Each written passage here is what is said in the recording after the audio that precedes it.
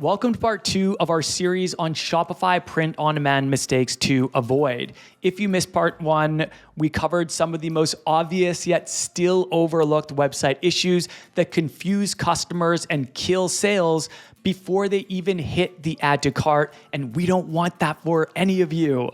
And we're just getting started. Today, we're actually gonna go even deeper. These next mistakes might seem small on the surface, but they create friction at the worst possible moment, right when a customer is ready to buy. We've reviewed hundreds of Shopify stores, and these are the silent sales killers that we see over and over again. My name's Adrian Von Arx, here with my co-host Carlos Colon. Welcome to the Print on Demand podcast, a show dedicated to helping you make money online with Shopify and print on demand.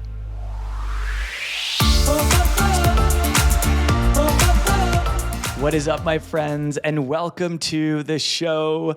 Adrian here with my co-host Carlos, and today we're going to be discussing part 2 of the most common Shopify website mistakes that we see that confuse and annoy customers and that could possibly be losing you sales, which I know you don't want. We don't want that for you. Nobody wants that. So just before we jump in, I wanted to give a special shout out, as usual, to all of our amazing listeners who have taken the time to either rate the show or write us a review. We are very humbly grateful for every single review, and I wanted to shout out one particular listener who actually took the time to write us a review. So Dr. Island Girl, thank you so much for the kind written review. I like the name. You're awesome. We really appreciate it. And I want to read what they said. So Dr. Island Girl, I take it as a female. She said, "I'm brand new to the POD world and I feel better prepared to pursue my dream. Thanks for your advice." Love it. That's awesome. What it's all about. That's what this show is all about. It's no gatekeeping, unfiltered. We're bringing everything. We're bringing it all here. So thank you, Carlos, Dr. Island Girl. Yeah, thank you so much. Actually, you know what? Before we jump into the points, because Carlos is going to be leading on that, and I just want to give everyone that might be listening to this episode and didn't listen to a prior episode, definitely check out part 1. But if you haven't checked out part 1, we've been diving deeper into the third building block of our ELA method, which is website, and more specifically around common Shopify print-on-demand mistakes to avoid. So real quick, the ELA method, for anyone who isn't aware, this is our 4-step system that we teach in our training and coaching program, T-Shirt Legends Academy, for building a profitable brand, attracting your ideal customers, and making the money you deserve. So today is going to be the continuation of the last episode, and I'm going to hand it over to my brother and co-host, Carlos, to give you guys the next 5 tips. All right. Yeah, so today we're continuing down that path of the top 10 Shopify mistakes that confuse and annoy your customers. In our last episode, we went through the 5 most obvious, yet still overlooked website issues that confuse customers and kill conversions before they even hit the product page. But in this episode, we're diving into the remaining 5 mistakes that confuse and annoy customers. And while these mistakes seem small on the surface, they do create friction at the worst possible places, at the product and checkout pages, right when the customer is ready to buy. Okay, so Adrian, are you ready to jump in? Let's go. All right, let's jump to mistake number 6. So like I said, we did 1 to 5 already in the last episode, so mistake number 6. And that is no size charts or shipping information on the product page. Man, I feel like it's sacrilegious not to have this stuff. Oh. These 2 things are probably the single most important things that a customer wants to know beyond what does it look like and what's the price. Adrian, what do you think about this? I mean, this is massive. There's 2 questions that pretty much every shopper is going to think that we need to answer for them on the product page. How does it fit? And when's it going to arrive on my doorstep? These are so important, especially because a lot of people might be needing this product within a certain time frame, right? And then, of course, because not every clothing manufacturer sizing is the same. A medium for a Bella and Canvas might be different than a medium for a Comfort Colors. I'm just using an example of two different manufacturers. And so this is actually something that we see a lot. And I think it really goes back to your point. This is going to annoy shoppers, right?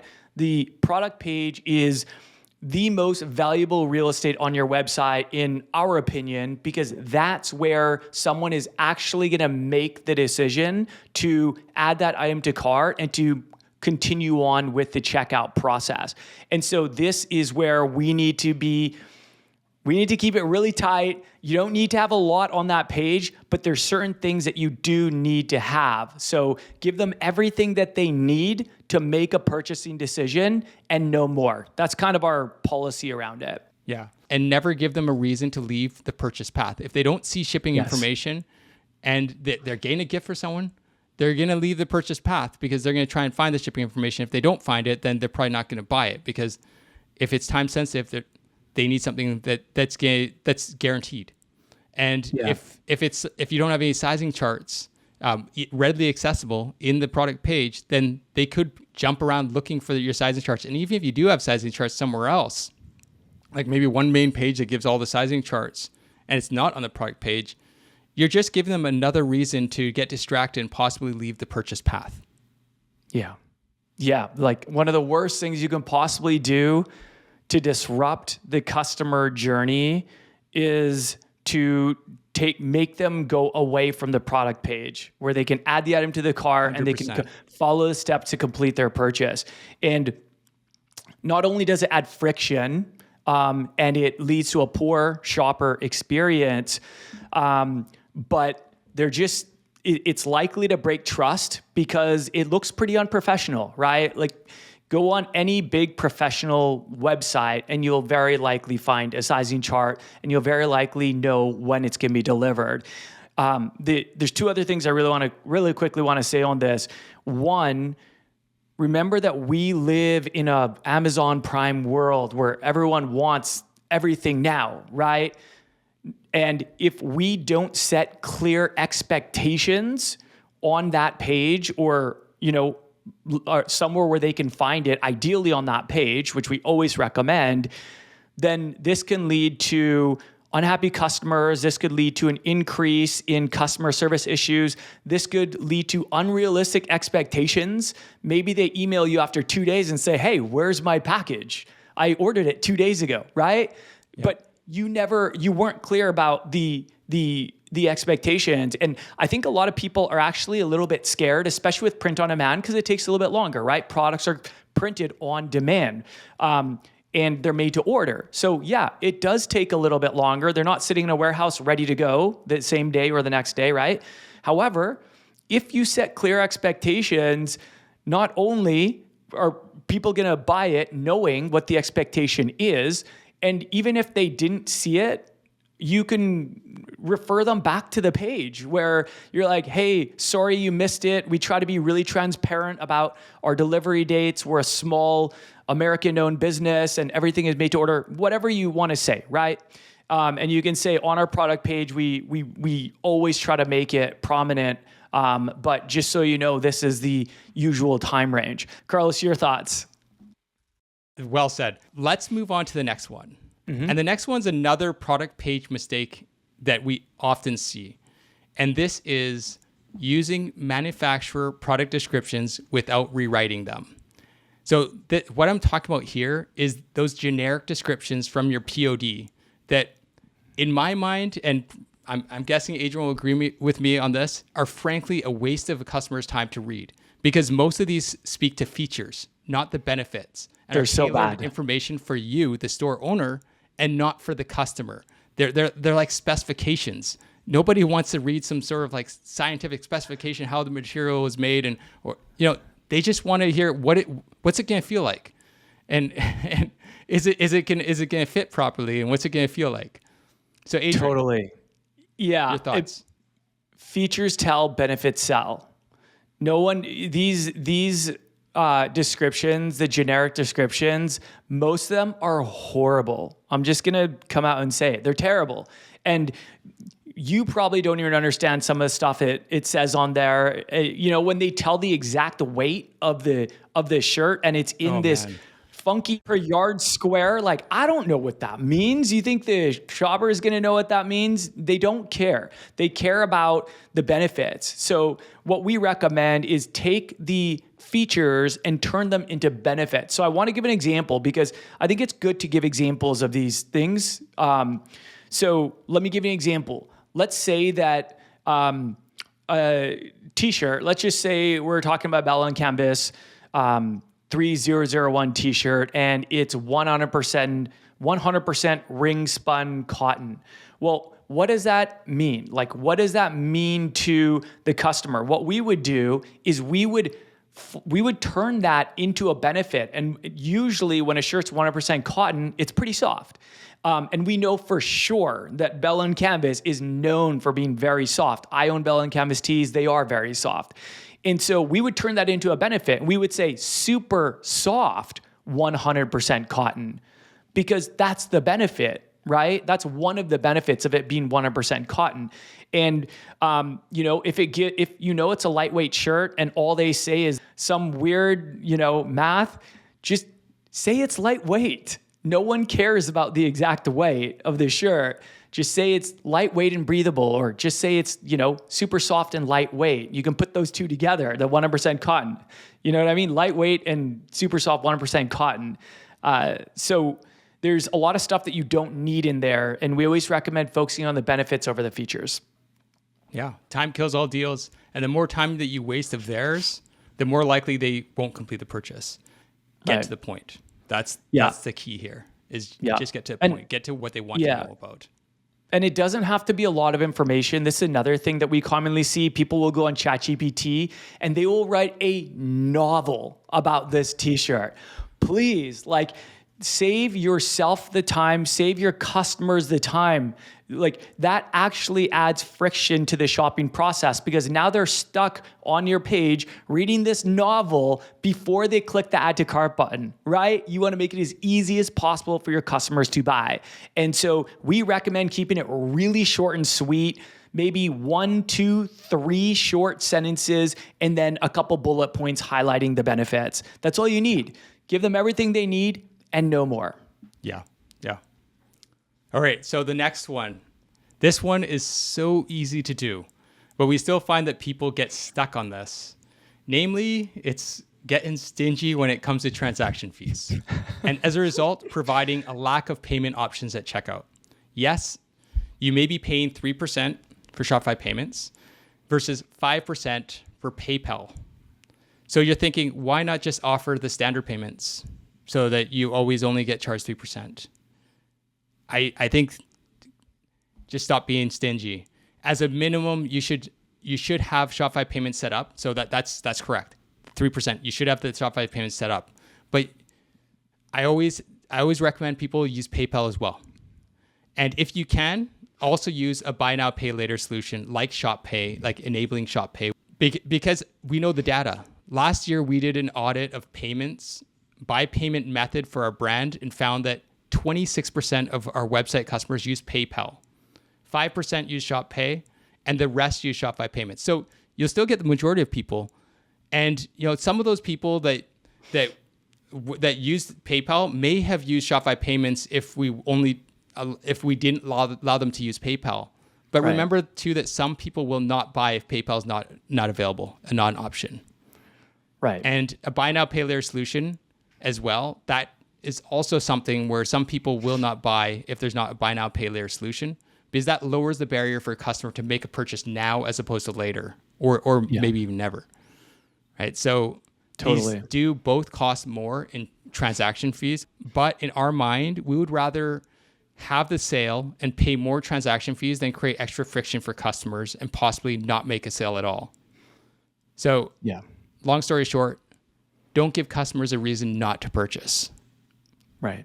Yeah. You don't need 10 different payment options, but it is good to give them a couple, like give the people what they want, right? We know a lot of people like to pay with PayPal. We know a lot of people look for buy now, pay later solutions, especially around the holidays where they're racking up that debt. And what we like about offering buy now, pay later solutions is that it usually, most of that, well, ShopPay and a lot of others, they allow people to pay it off over time with interest-free payments. And so it's giving them an alternative to racking up debt on their credit card that they could potentially be paying interest on if they don't pay it off within a certain period of time, right? And so I feel like buy now, pay later solutions, they got quite a bit of flack since they came out. However, a lot of people, they want to purchase from your brand, and around the holidays, they might want to purchase more than usual from your brand.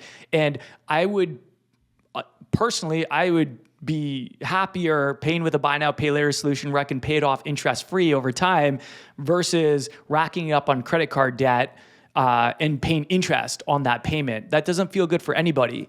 And so I think these are more important than people think. And I know that a lot of people are using these. Especially I think Gen Zs are using them a lot because quite a few of them don't have credit cards. So that's another thing to think about. Maybe someone doesn't have a credit card, so they can't even use Shopify payments. So I think just those three options is totally good enough. Yeah, exactly. So let's move on to the worst offender for lost sales at checkout. And that is high shipping costs with no free shipping threshold. So surprise costs at checkout are the number one reason for cart abandonment. The big thing here is if you have a higher than usual shipping costs, you either want to get them to a free shipping threshold by increasing their average order, give them a way to get free shipping so that you don't have that dilemma at the checkout. Like you don't have the dilemma where they're like, oh, shipping costs, oh dang, and too high, I'm gonna bounce, right? Right. If you give them a reason to get free shipping, like a free shipping threshold, so they buy say $50, $100 worth of product, and then they get free shipping, then you never have to deal with that at checkout, which is good. But then another thing too is just don't make your shipping costs exorbitant. If you can, if your shipping costs are high, then maybe just bake some of that into the price of the product. But try to make them reasonable, something that people expect. Like people don't expect for a hat for it to cost like $15 for shipping or $10 for shipping. They're probably fine with maybe $4 or $5 for shipping. Yeah. So just make it reasonable. Yeah. But high shipping costs and no free shipping threshold, that's another big mistake and one of the worst offenders for lost sales at checkout.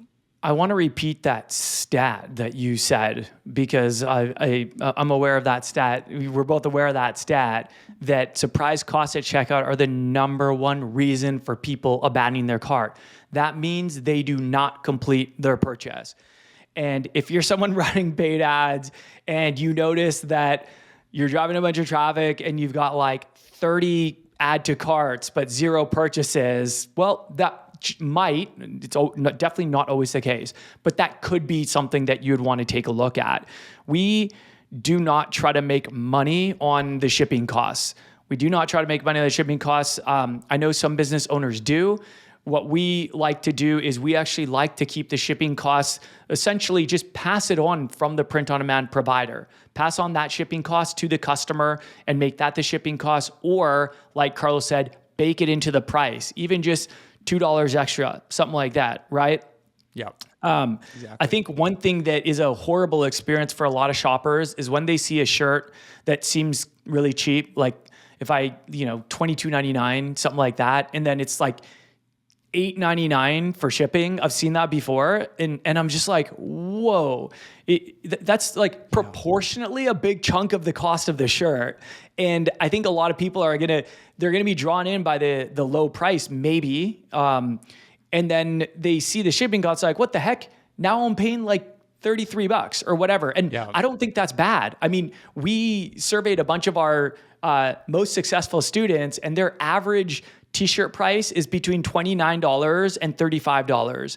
And so we also sell within that range. Like, we think that's great. We want you to be able to sell at, I don't even know if premium is the right word, but more premium prices as opposed to low commodity prices, because that helps you make more profit and build a more sustainable brand. So this is something I definitely second what Carlos is saying here. Be careful with your shipping costs, and if the shipping costs are high for your print-on-demand provider, maybe you do bake a couple dollars into the price of the products. Yeah, totally. Okay, so Adrian, this is the last one. I'm sure that some of you listening are going to be like, what? Yes, the final mistake that confuses and annoys customers, and it's kind of boring, making store policies difficult to find. It's so boring. Now, it's let's so talk about annoying. It is boring. Granted. It's so annoying, though, when you're ready to make a purchase and maybe you've been burned in the past by a scammy site, so you're actually looking for the policies just to make sure that you're not walking into another scam. And you just want a quick glance at the return policy, and you just can't find it anywhere. Unfortunately, Shopify default policy links are no bueno, in my opinion. Like, they're super small text at the bottom and very easy to miss. If you want to make it easy for your customers and keep them progressing through the checkout process and make it really easy for them to jump there, take a quick glance, and then jump back, always add your policies prominently in the footer in text that can't be missed. Yeah, no, absolutely. 100%. And, not only is it a good business practice, but a lot of people, they might not even read it, but just them seeing it there, like them seeing returns policy or returns and exchanges, big and visible. It doesn't have to be huge, but footer size. But seeing it easily visible, it shows transparency and it builds trust, whether they read it or not. A lot of them won't read it. I think them most will. Most probably won't read it. Like, for Right. me, I just take a quick glance. It's just like, okay, it's 30-day return policy. Okay, cool. I just want to make sure that there's something in place. It's not just like no return policy, right? I think most people are just scared of the no return policy, right? Well, I think a lot of kind of putting myself in the shoes of print-on-demand beginner sellers, because I was super scared of this. There were a couple things I was scared of. I was scared to publicly share the shipping times because it included the production, right? And so it's longer than a lot of other stores where the products are pre-made. So I was like, I don't know what the word is, insecure about revealing that to shoppers, even though I know now that you're way better off being super transparent about that. And I felt the same way about the return policy because, with print on demand, like most businesses, most print on demand sellers aren't going to be as lenient as somewhere like Amazon, where they'll pretty much take your return for any reason possible. We're small business owners. Like we cannot compete with that, right? Hopefully you don't have a high return rate. And if you have an exceptionally high return rate, then maybe that's a whole other issue, right? However, I do think, we used to be like cautious about sharing that. Even though we did put it, we would have probably put it in those small little Shopify default ones in the bottom and be like, okay, good. It's kind of like too hard to see, but if they really look for it, they can find it, right? Now we just find like the more transparent, the better. People appreciate it. Like we are living in a trust recession. Trust, I feel like is at an all-time low. And that is why it's so important that we over-deliver on trust. This could actually be a differentiator for your brand. Like give people everything they need to know. Don't hide anything. Don't be ashamed. You're a hardworking small business owner. A lot of people want to support that, and they'll be okay waiting a little bit longer because they're supporting a small business. And I'm personally one of those people. I love my small business owners. Yeah, exactly. And I mean, like, if you don't have like a full like money back guarantee policy, that's okay too. I mean, I think the biggest thing is that you have a return policy in place and you're clearly setting your expectations so that they know exactly what to expect. So when they make a purchase, they know what to expect if anything goes wrong. And of course, like, I think it's a mistake not having some sort of return policy. Like just saying no returns blanket doesn't make any sense, because if there's a defect in the print job from your print on demand provider, they're gonna replace it for free. If they're a reputable print on demand provider, they're gonna replace it for free anyways, and they'll just send them a replacement, no problem. Biggest point here is remove the barriers for them to make the purchase. So let's summarize what we discussed today. So today we went over the common mistakes that confuse or annoy customers at the worst possible time, when they've found a product and want to buy. So in summary, from number 6, because we did number 1 to 5 in the previous episode, so number 6, no size charts or shipping information on the product page. Number 7, using manufacturer product descriptions without rewriting them. Benefits over features. Number 8, having a lack of payment options at checkout. Number 9, high shipping costs and no free shipping threshold.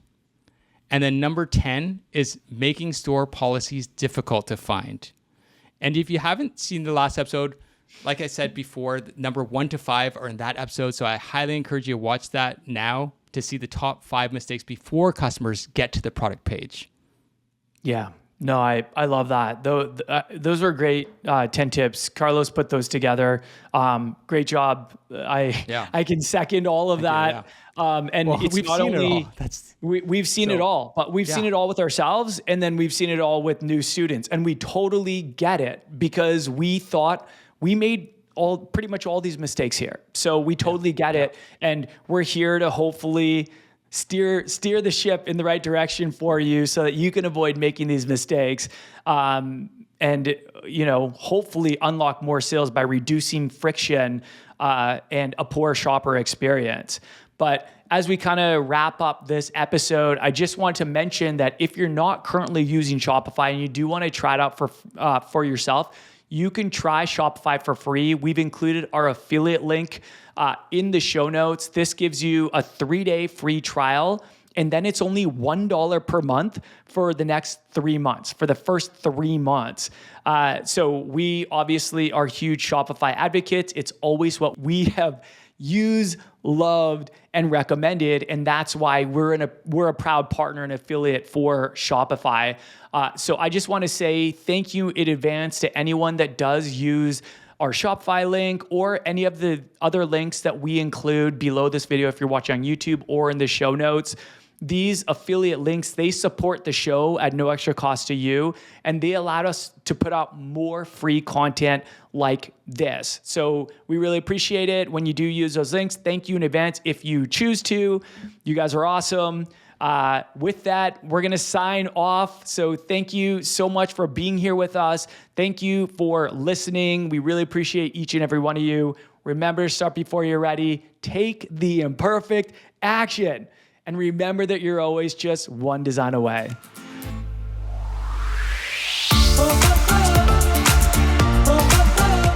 Hey, if you're following the Print on Demand podcast and want more, please help us out by rating this on Apple, Spotify, YouTube, or wherever you're listening from. It only takes a minute, and this is one of the best ways for you to support the show and let us know that you're enjoying these weekly episodes. Thank you in advance, and we'll talk soon.